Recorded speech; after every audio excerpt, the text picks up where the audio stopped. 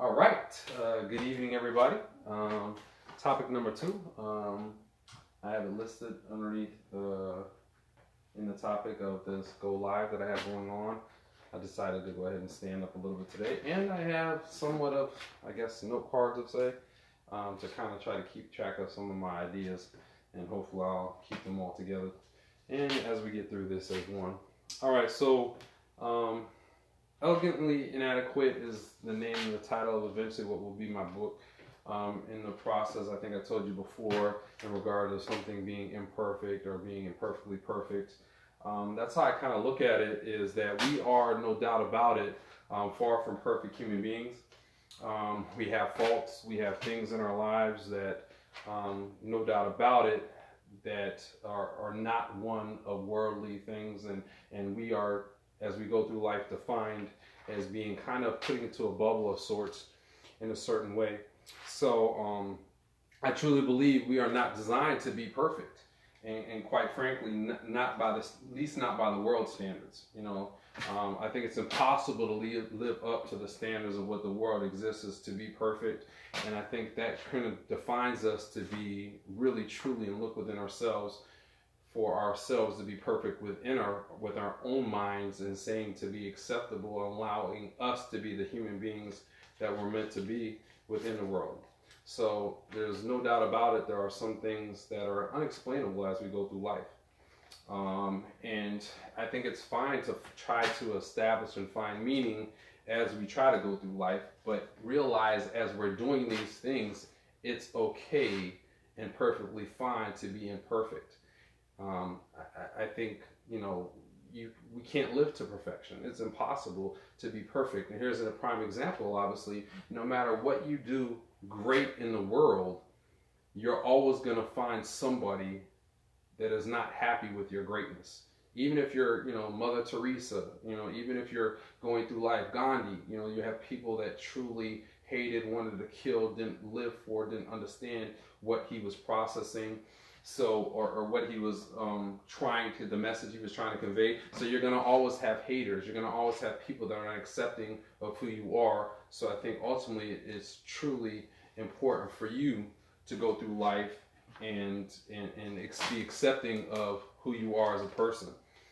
So now, which brings me a little bit to, what people say about you, and they think they may or may not know it all. So, for those that know me, I had some back issues with my spine. I had spinal surgery probably about 15, 16 years ago.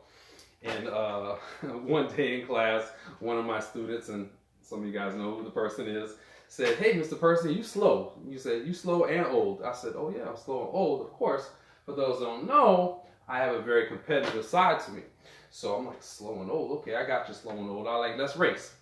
So we go outside, and all the students out there are like, "Yeah, Mr. Person, all right, we're going to race."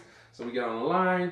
Before we get on the line, I knew going into it that my back was not so good at this period of time. And oddly enough, at the exact same moment, the track is down for whatever reason. So now we decide to race on the concrete. I'm like, whatever. So we get on the line, we go, we race. We race about 50 yards, and we tie. Okay? So a tie, and to me, is quite frankly just as good as a loss. But at the same time, I am racing a 16-year-old kid who has fresh legs, obviously plays football, and has all those other things going on for him. So, and then he was like, "Oh no, we gotta go again." And I'm like to myself, back's not so good, but you know what? I'm not gonna listen to my body. My body's saying, "You are kind of old," but I'm not gonna show anybody else that I'm feeling some kind of way about it. So we go on the line again. We race again. He beats me by a step. That last step, I'm like, oh, not so good. So needless to say, by Saturday, I was in the hospital. Saturday, I was in the hospital. Sunday, I was in the hospital. Monday, went back home for a little while. And needless to say, I was in agonizing pain for a long, long time. At the point where I pretty much was on the ground. With 24-hour pain, nonstop, agonizing, like something that is not even close to what I would want to wrap my head around it. Literally suicidal pain of sorts. And there came in a moment in time that I, like I said, from going back and forth to the hospital, kind of low calling on the round, crying of sorts, and eventually I would go to the hospital, see the doctor, and they were telling me really nothing they could explain to me. And then I went and saw the neurosurgeon, and the neurosurgeon, I finally got the MRI, so I'm like hoping for the MRI, tell me something. And the MRI, he basically said to me, he was like, well, we're going to go ahead and try this, this, and this, but there's no expectation of this being able to work or happen.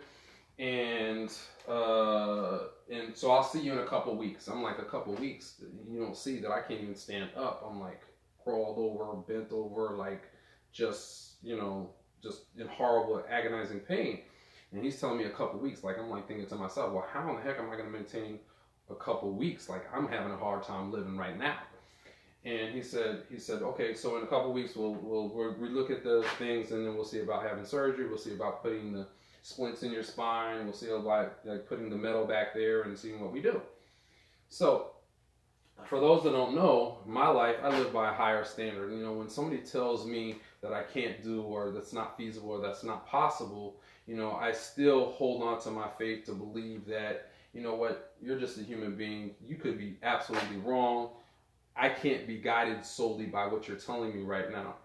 And needless to say, somewhat of a short story within the longness of it, I never had surgery.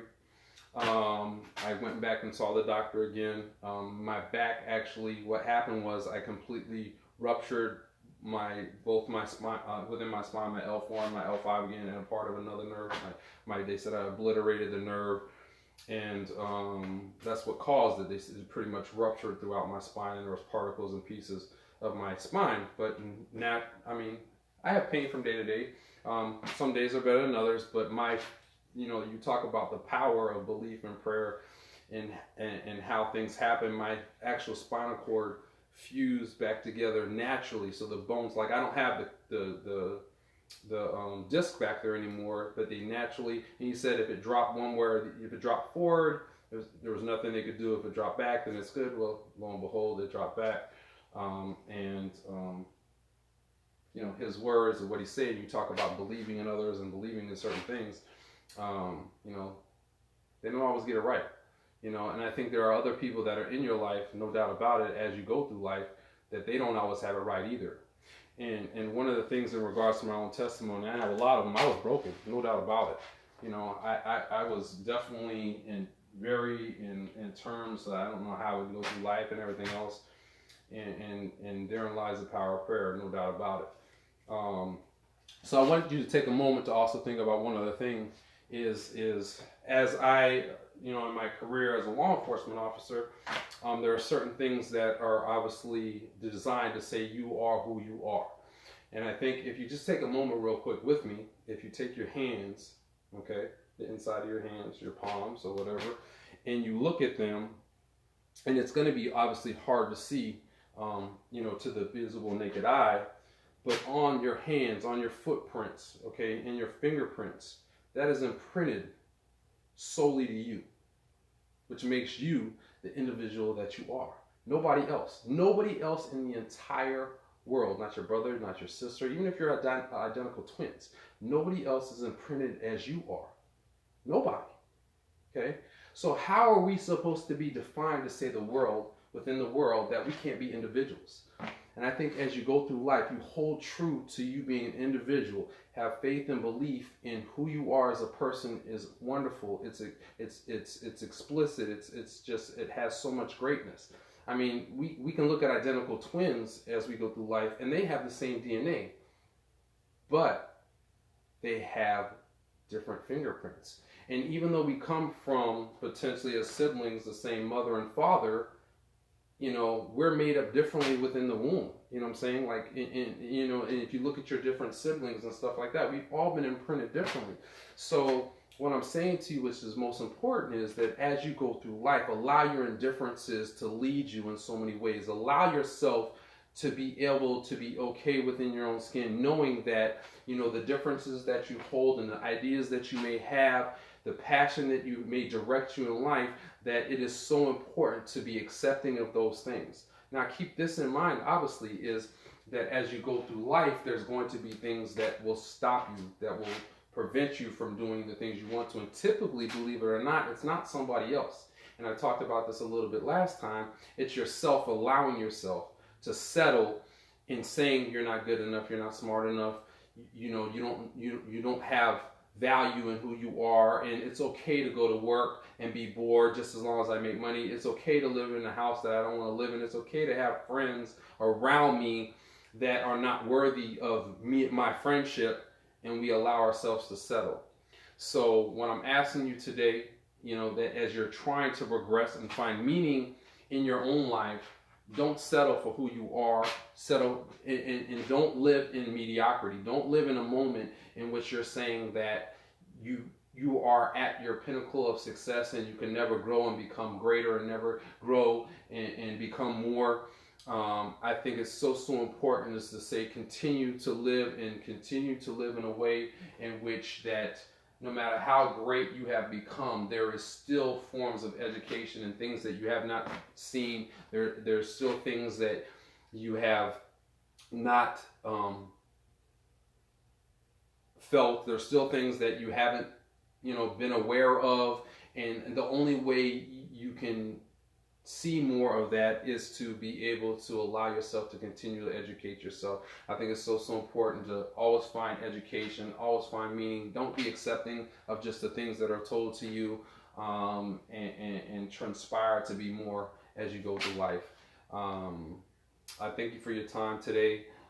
As things come up and if you have questions, I was fortunate enough over the last 2 days, oddly enough, to see 3 of my wonderful old students that graduated. They stopped by to see me.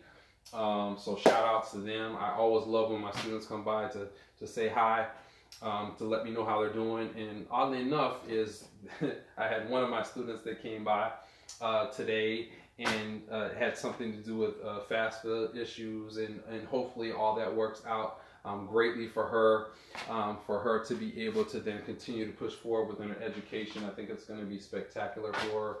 And God bless you all tonight. Thank you for your time. Eventually, YouTube, I think I put it on there somewhere.